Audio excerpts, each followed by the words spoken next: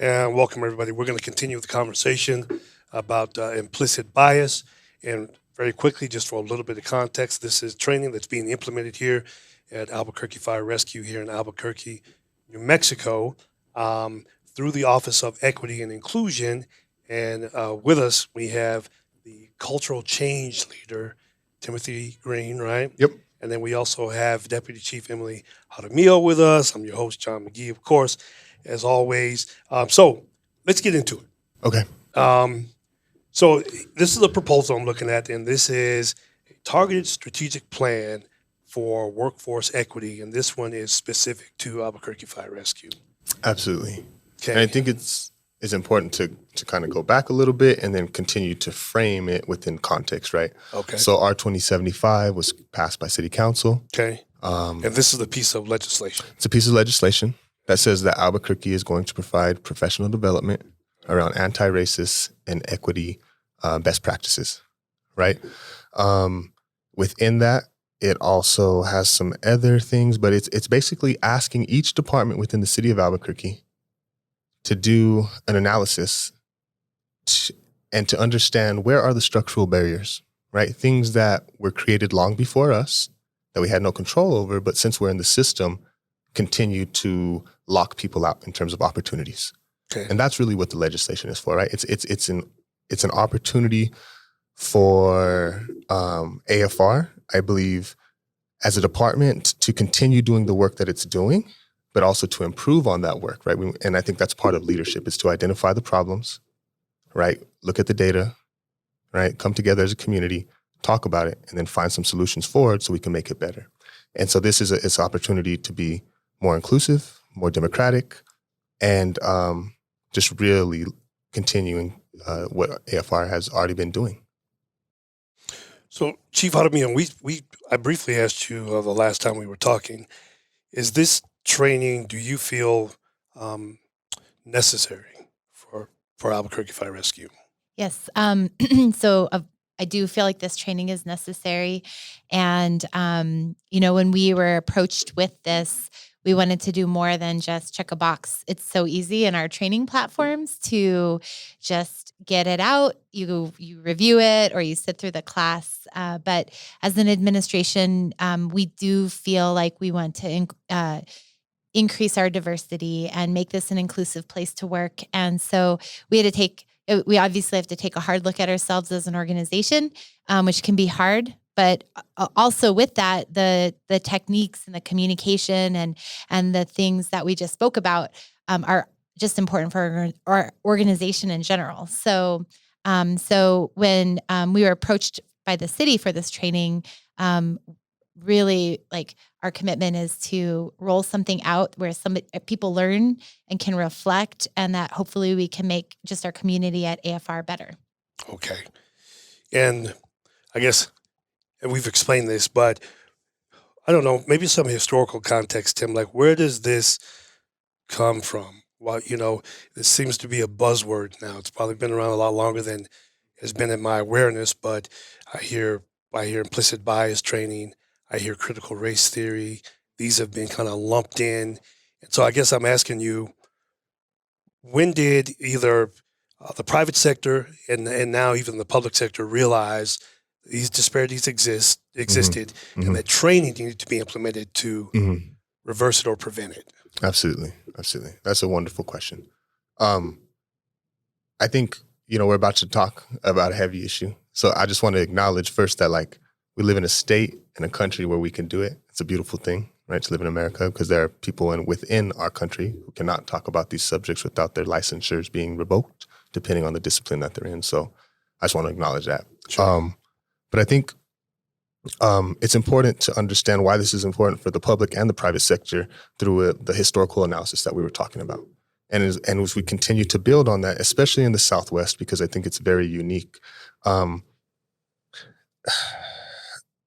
these buzzwords were created and politicized and have been racialized, right? And then we have a media industry that just keeps 24 hours repeating them, and then the left and the right and all this stuff.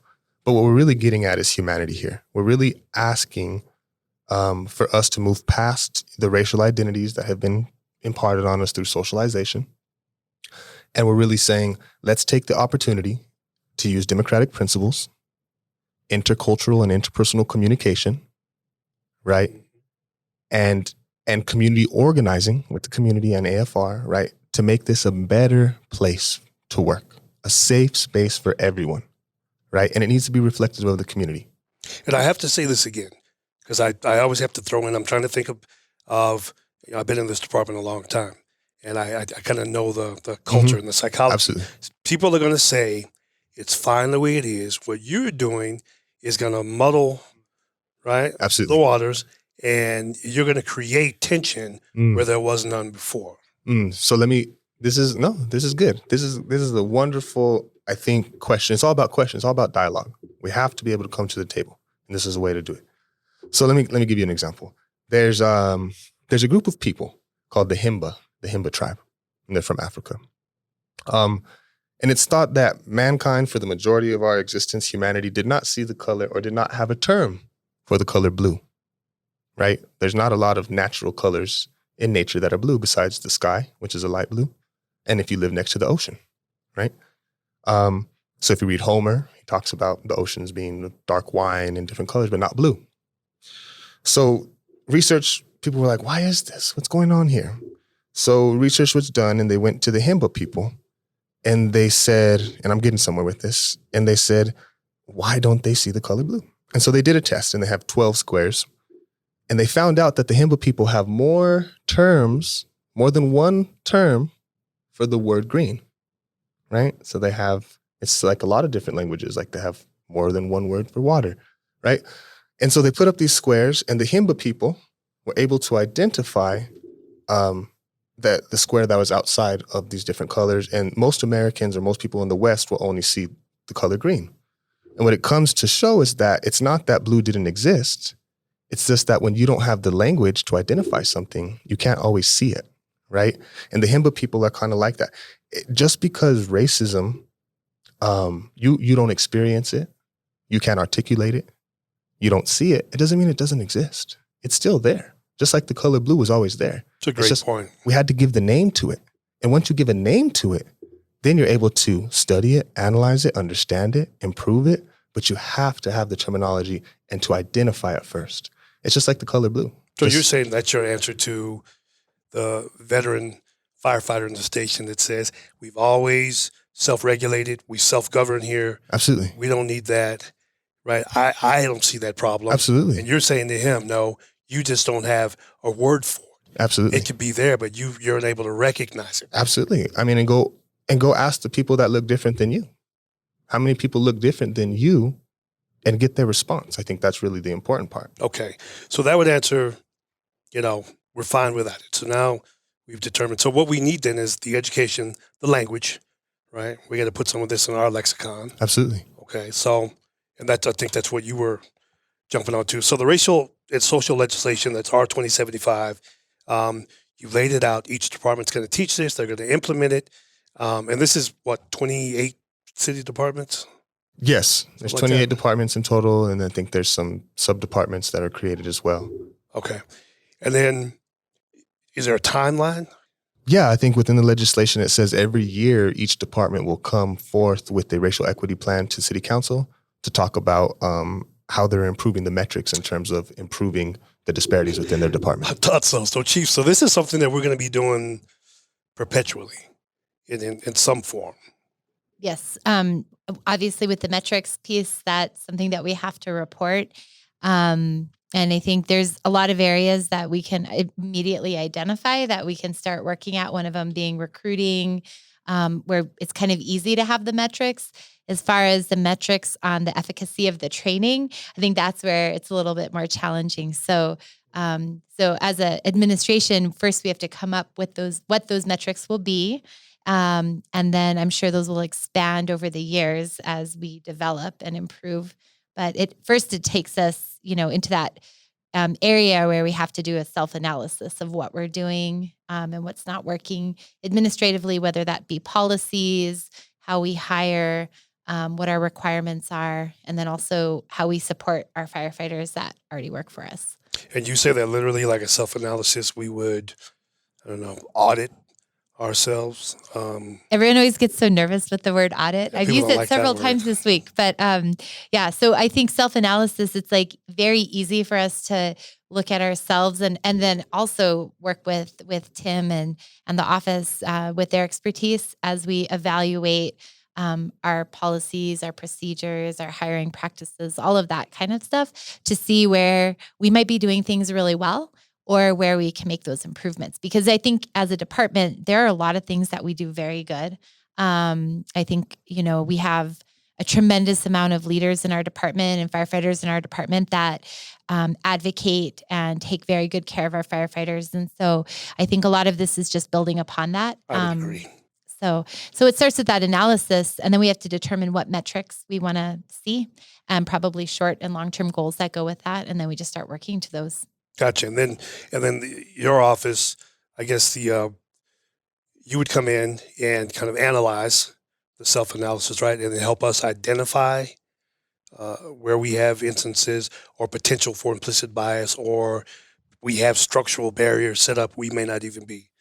Yeah, and I think that's what this is. This is the beginning of that process. It's a draft and a roadmap, right, through dialogue and conversation to say what is the culture, right? We're not focused on the individual here. We're focused on the culture of the institution. And we want to make sure that culture humanizes people, right? It doesn't dehumanize people. And it doesn't lock people out. Because like I said, just because you don't experience and everything's been fine for 20 or 30 years, no disrespect, it doesn't mean that it's been fine for everybody for 20 or 30 years, right? And I think not only that, people grow when they're with each other. The best way to break down dehumanization is to humanize one another, like I said. So if you are sleeping, like you all said, and you are the rock that you all lean on during 4 out of 7 days a week, and you're eating and breaking bread, that's the best way to learn about culture and to shape a culture, because now you're all in it together. And the more diversity you have, that radical diversity, that's the richer culture that you're going to have. Yeah, you may have some conflicts and things like that, but that's what organizing, giving each other grace, and talking does, right? And so that's, I think, that's what we're trying to do. And what was the next part of the question? Well, so the other part of the question is, because I'm still kind of going down that road of, I'm just projecting pushback. Absolutely. Right? Things that I think that we will be challenged with, right? The other one is going to be, people are going to say, well, what about determinism? Maybe even Darwinism, right? What about? If I'm strong, you're weak. I dominate you. That's just the way it is. So people are going to say you can't regulate human dynamics, right? These are dynamics of nature, right? This is just the way things are. So, in other words, people are going to say you can't help everybody, Tim. Right? No, what do they call them? Bleeding liberals. Right. You can't help everybody. There's going to be unfairness, right? Because that's just the law of the universe. I think that's the biggest lie that's been told to us, right? The idea of Darwinism, strong versus weak, all that has deep racial implications. But we know that race is a social construct, right? Like if we're going to go back to the social contract of democracy and weak versus strong and tribes versus not, we know that people were enslaved for 300 plus years. We know that women, these are all structural things by legislation, by law, by social construct, right? So the idea of like strong versus weak, come on, right? Like if we're going to go down that, like everybody is strong in each ethnicity and race, there's weak people, like that's a kind of an illogical thing that only happens in the animal kingdom. And it's a competition mentality that I just individually have to take from you and conquer you. But why can't we work together to build in coalition? Well, one of the things we found that's what in our democracy culture, is. What do they tell you from the academy? They say, hey, we're type A, right? Well, they say that. Oh, alphas. Fire, we're alphas. So when you bring up the competition thing, you're going to have many people that are going to embrace it. Say, yeah, that's absolutely, but not a competition amongst each other to push each other down. You don't want to be a poppy flower or a poppy seed, like I said, where your growth is at the behest of everybody else being pushed down.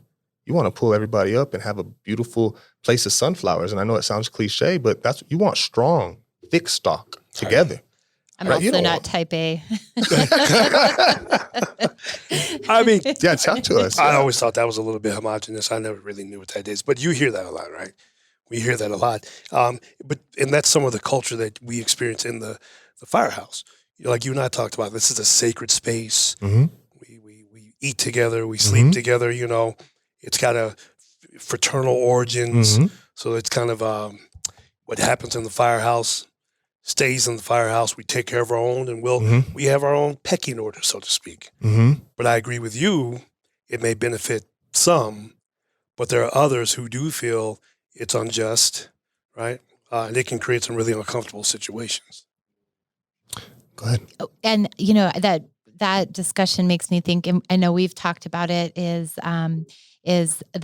when we talk about gender, we had some discussion about compassion and empathy, and I think we typically align like those traits with women. Right. I think that in our department, this is where I have hope that this training, once we get past some of the roadblocks with some people that are going to be resistant to it, that we have a lot more people that are receptive and open-minded, because when you look at our staff and the people that are drawn to a career in the fire service and in EMS, you're providing service to people in a time of need and in sometimes like the worst day of their life. And so even though we have a majority male profession, I think that's, I'm just going to speak specifically about our male firefighters. We have some of the most compassionate people I've ever met.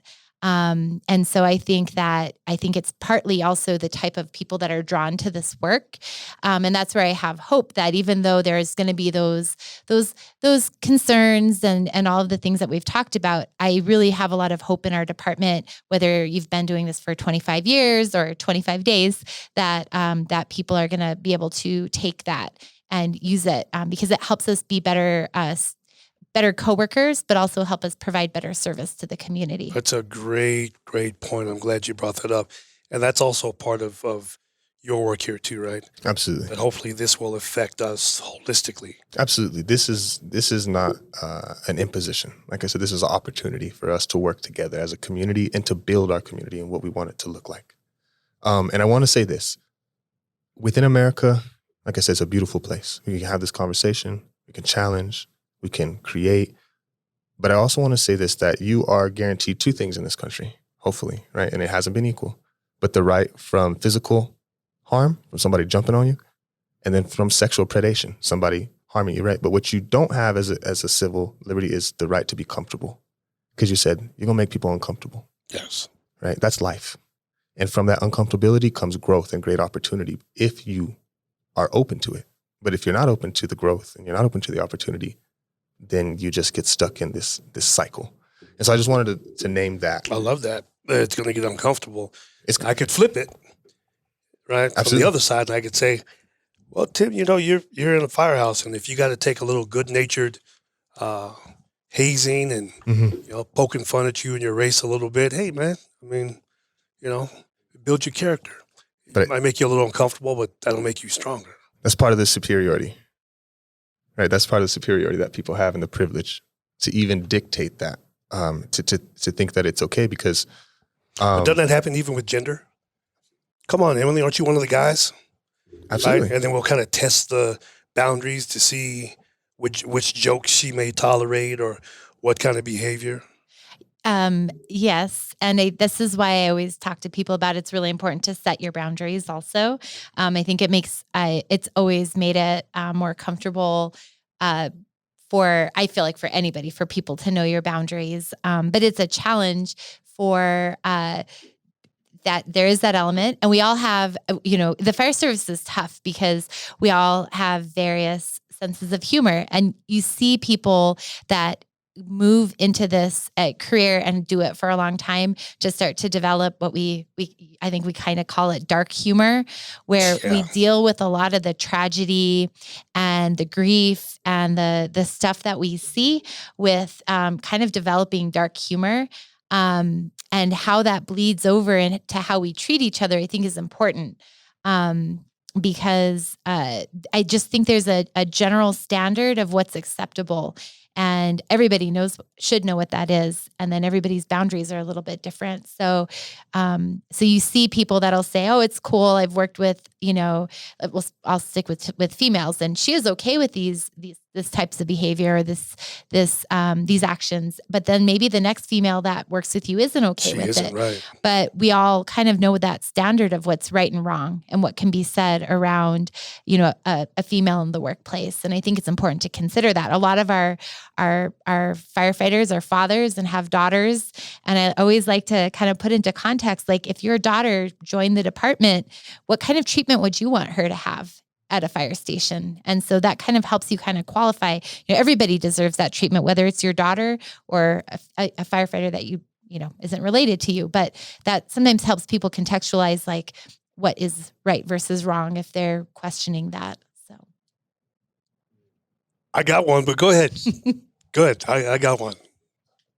I just want to continue and just say, I think it's really important, and hopefully you still have your question when I'm done, but that dehumanization aspect that we're getting at, if we start with that historical analysis and we understand that we as a people have been thrust into a system of violence, a violence-based economy, meaning where our identities have been commodified and we have been pitted against each other for economic purposes throughout time and history, then we can start to really understand that who has been implemented over time, right? Like we said last time, the Irish were first colonized for 700 years before they came to the Americas, right? So it was being perfected. And then the caste system was created over time. And if we understand the implementation of women, different ethnicities, the creation of white, right? And what that meant, like we were talking, it allows us to really humanize each other. And I really liked what you said around, bringing it back to the fire department, that this dehumanization, starting with that historical understanding of colonization. And it's hard here in New Mexico, right? Because you had the Spanish crown, right? You had the Mexican government, and then you had America. And during this time, people were pitted against each other, right? You had the Spanish crown literally creating the mestizo, right? Identity, the Chicano.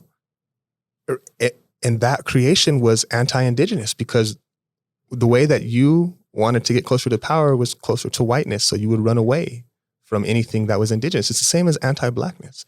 And so what we're doing is we're making sure that that hasn't crept into our institutions and that it's open to everybody. Because not only is it anti-indigenous and anti-black where it starts, but then as the nation state builds, it's anti-immigrant, it's anti-this or that, whatever has been politicized. And I think that's what we're really trying to do at AFRs. We're really trying to push us forward and continue our progressive actions and policies and keep moving in that direction. That's a great point, and that's actually it's an excellent segue, because what I wanted to ask you is it too ambitious to think that we can create an environment here at AFR that does not exist in the world? And I bring that up because I know that part of the training, we're going to do a climate survey, kind of like what you were talking about, that self-analysis. Well, wouldn't it be safe to reason that the climate here would resemble the climate out there, racially, economically, whatever else? I'm asking. Go ahead, please. What do you think about that? Stumped me with that one. I don't know. I mean, I think I feel, and maybe this is just me being hopeful, sure, that the climate within our department would be better than the climate out there. And I think that the reason I'm hopeful for that is, as a fire service, we have that element of also considering ourselves family, calling each other brothers and sisters. And maybe this is just me being like a hopeful, optimistic or whatever, that I just think that the traits that make this such a great profession, and the bonds that we have with each other as coworkers, that we would be more, that we would have more people that are encouraged to listen and learn and grow, because we're talking about our family members here. They're coworkers and the public also, but we're also talking about our family members. So if you have members of your family that bring to light that they've experienced racism in a fire station, or sexism, or mistreatment, bullying, my hope is that people see that and want to make change, because if that was my son or daughter, I would be demanding change. So I'm hopeful that if we can break down the walls and get people to listen, that we can really get people to learn that what we're trying to teach. I like that answer, and listening to people, because just like I'm, in my mind for the pod, I'm thinking that I'm trying to speak to represent all perspectives. I know it's maybe I can't do a fantastic job at it, but some of the stuff is obvious, and that's another statement I've heard from someone is, "You guys can do whatever you want. It's not going to change. That's already set. It's baked into the cake, and you're not going to change it." But what's your perspective on that? To continue to humanize and not give up on one another. We live in a system where we throw each other away. It's easy for me to say, "Oh, screw that guy or girl, whoever said that." Well, you don't like me, I don't like you. But I think as an educator and then somebody within the department, and we're focused on democratic principles and all this stuff, is that we're not focused on the one or two who are hard set in their ways and who won't even come to the table. We are really focusing on those who are in between. We really want to talk to those people who are in between and really get them to come and also be part of the conversation. So my thing is like, I'm not going to throw you away. I think it will change because through dialogue comes action. That's the only way you have action. If you don't talk about it, you don't know the problem, then you can't find the solutions. So even just starting the conversation and him acknowledging that, it's a push forward.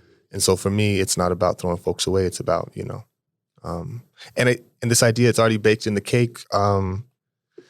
I think certain elements that go back to implicit bias in institutions, right? Like we were talking about race and that creation. I think it's been socialized, but you can eat a cake, you can cut open a cake and take things out and put a cake back together, repurpose a cake, deconstruct a cake.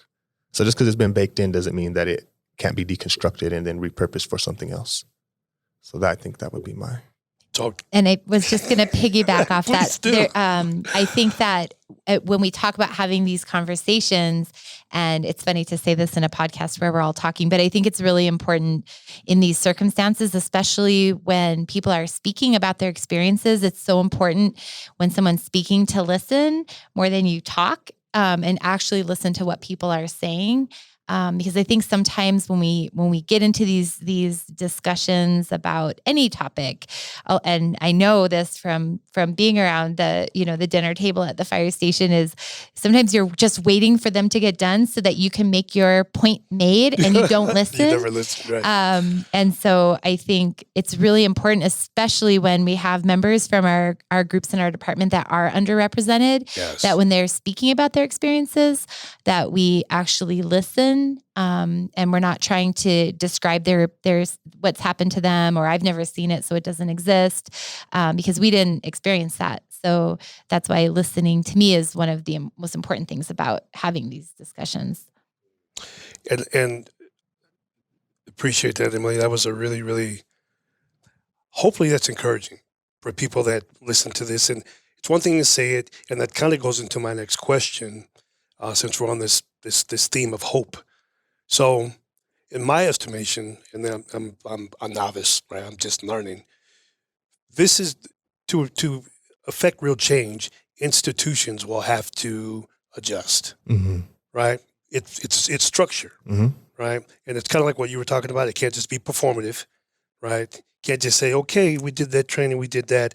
No. So, how hopeful are you that institutions like AFR will actually do the work, roll up their sleeves, and make the structural change if it's determined that needs to happen?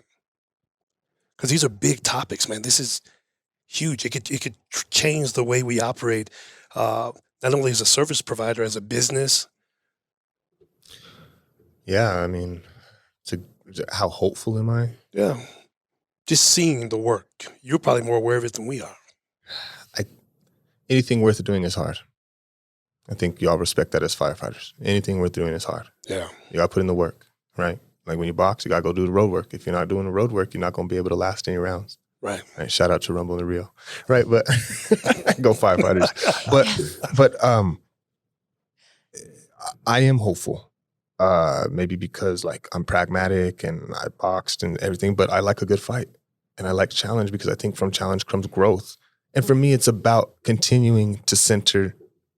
This is all about violence. Like I said, we've been thrust into violence, and it's a caste system. Some people have a license to commit violence and perpetrate Can you violence explain more than that for others. some viewers that might not know? Because we're talking about CASTE. Yes, CASTE, caste system, right? This idea that you are ranked on the color of your skin, your socioeconomic status, your gender, your sexuality. Yeah. Right? It's all been imposed, and there's a ranking.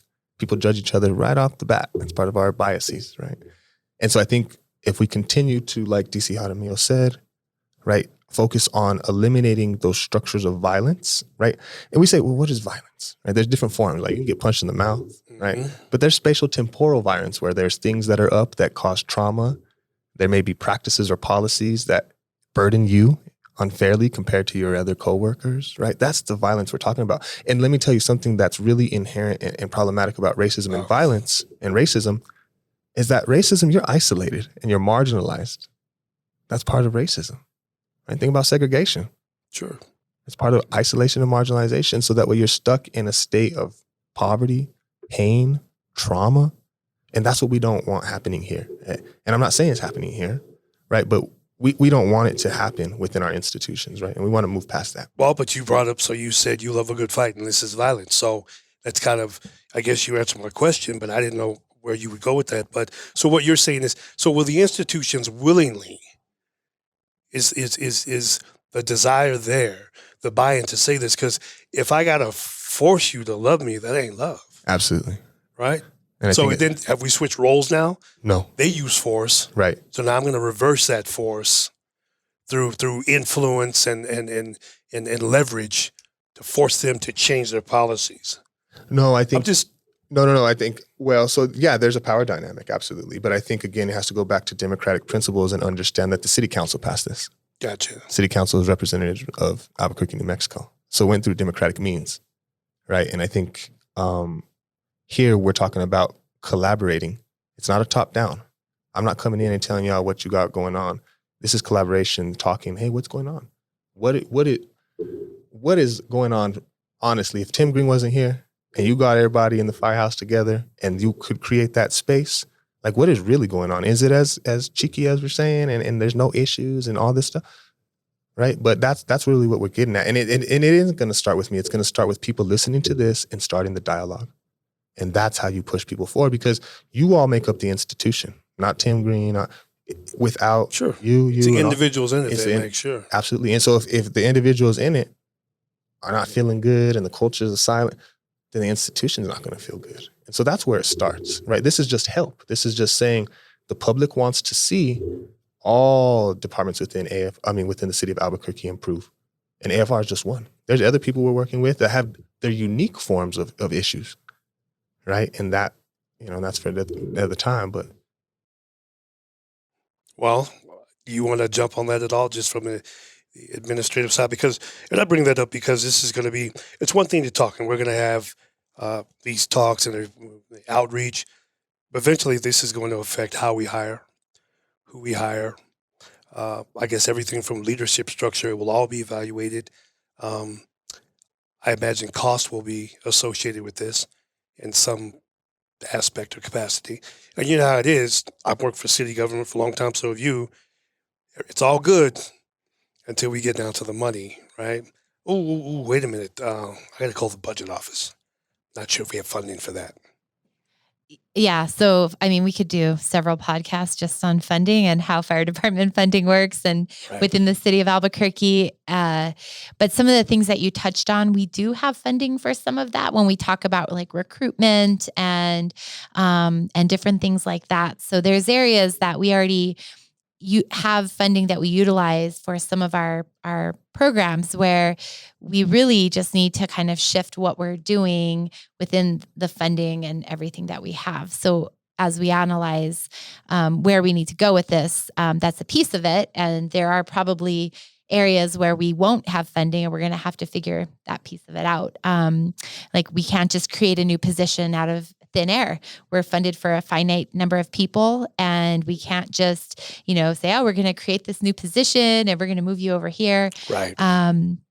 things like that. But as far as looking at, and I think one of the other things that you brought up was like how we recruit and how we train and all of that. Like there's still fundamentals that we have to keep the same too as a fire service. Standards. Yeah, there's standards that we have in our academy that are based off of research, of training, of we follow standards and professional standards for our training. And as a fire department, we still have to make sure that we maintain those standards for our firefighters getting out. So sometimes they think people, I'll talk specifically to gender, like there's basic physical requirements that you need to do to be a firefighter. And so I think that more women are capable of those physical standards, but because this isn't a career that women see as being something that they can strive for, we don't capture those women. But I don't necessarily think that the standard needs to move. I just think that we need to do better with recruiting, showing that this is an available profession for women and that it is something that you can do. So it doesn't always mean moving the standard, because I hear that a lot as an administration that, well, are you just going to make it easier for women to get in? And it's like, well, there's a lot of men that test that can't meet the standard There's either. a lot. So I think we just need to make it more of an opportunity for women to see this as a career. I could speak to that firsthand, and so and then Tim, and I'm in the document, right? Okay. I'm trying to give it some context. So I also understand that part of what we are going to be building is a racial equity liaison team. Hopefully that's my This hopes. is somewhere down the road. Right. But we identified people who, this work is hard. It's emotional. It's hard to organize your community, because that's what's going to be happening. We're going to be organizing your community within AFR. Out of 750 people, there'll be 7 or so or 8 folks that are going to be able to organize folks, their thoughts, identify disparities or issues that may come up, because that's what happens in families and communities. And then how do we identify them again, focus on the leadership, and then solve them? Because again, that's what leadership is about. And so I think that's what the racial equity liaison team, and it's to inform all levels of discrimination: linguistic discrimination, racial, gender, sexual orientation, the list goes on. And so it's just to make sure that it's better, it's improved, and that it's that organizing unit within the community that is bringing people together. Their job is to be a peacemaker. Their job is to push people where they need to be pushed. Their job is to work in collaboration with the city and the community to make sure that we're functioning functioning on all levels. And so that's my vision. And from there, we just grow and we build. And again, these are data-driven issues and data-driven solutions. But part of that data is not just the numbers, it's the narrative, people's stories. As you're speaking, that's what's going through my head is I'm sorting through the narratives and the stories, because you hear a lot in the fire station. That's what we do. That's the most important. We tell our stories, right? That's the most important, and that's the best way to bring people together. I like what you're saying, and I really, this is an interesting time in this world, interesting time for me, interesting time in this department, because there's no way you could have told me 20 years ago we'd be having a conversation like this at a table, discussing anything like this openly, right? Things happen in the house, and just like when I was a kid, my mother said, what happens in this house stays in this house, right? And we've kind of had that same philosophy here. So I just want to say I'm really grateful. I'm hopeful. This is a huge opportunity, and the fact that Emily's here openly, right? Representing the administration, not hiding or being performative, right? But actually here, committed to it. You're here. This is a bold plan. You're ambitious, extremely, because we're going to rebuild a lot of things. But if we have any modicum of success, it could really be an amazing place, and it already is. Absolutely, an amazing place to work. And then one last little thing, because I had a question. Part of the self-analysis, I know a lot of departments are using the IATs, like they'll send them out to the field, and then they'll take these tests, right? Can do we use those? The Harvard. Implicit bias test? Yeah. Yeah, do you want to speak to it? You want me to speak to it? People are taking them individually, but I don't know if that's something that we haven't decided if we are going to send out the implicit bias test. I think the self-analysis for sure. But we're still kind of working that through with Tim. I kind of defer to his expertise on that, because what I will say from an administrative point of view is firefighters that know that we're working through this, I've gotten feedback on both sides. Some people have sent me research that shows that implicit bias training doesn't work. And then I have people contacting me saying they're really excited that we're participating in this. So maybe you and your expertise, you can speak to that. Yeah, good. So I think it's really important that the way that implicit bias tests have been implemented throughout society, because again, it's an industry. Anytime that you create an industry and you commodify it, some things get left behind, meaning intentionality. So when you look at the implicit bias test, the way that it is administered and then the way that it is explained is usually inaccurate. And so I never advise people to take it alone. And yes, studies do show that implicit bias trainings do not work long-term. However, there have only been certain studies done, and there have never been studies done to test implicit bias over a long period of time. So a repeated educational aspect over a 2-year period. It's never been a longitudinal study. It's usually the studies are one-off. So basically, if you take an implicit bias test on Friday, on a Monday, you'll probably walk in and saying the same old tone-deaf, racist, gendered, whatever stuff that you say, right? And it also shows sometimes that the implicit bias can have negative effects for people within the workplace, right? Because people become deeply entrenched in their ideological views. So Black and brown people and women are then burdened even more. And that also affects businesses, right? So I think that's an important thing to talk about, but that this isn't just an implicit bias training. Implicit bias is part of the whole process of discrimination. It's just one aspect. Sure. Right? And so I think not focusing on that, and we can talk a little bit more about the best approaches to implicit bias training and all that stuff. But I also want to say this, and we'll leave it here. As we push through this violence, and like I said, people have different layers, I think it's important for AFR to understand, how this makeup of identity may impact the institution or happens here. And I had a friend who last time we were talking, and he's a white identifying male, and he said, I learned about racism when I got my head fucking kicked in by Latinos. And part of me was like, okay, that's not racism, but that's not the point. The point is that he experienced pain and violence and trauma. Like, we're all in this system of dehumanizing pain, violence, and trauma.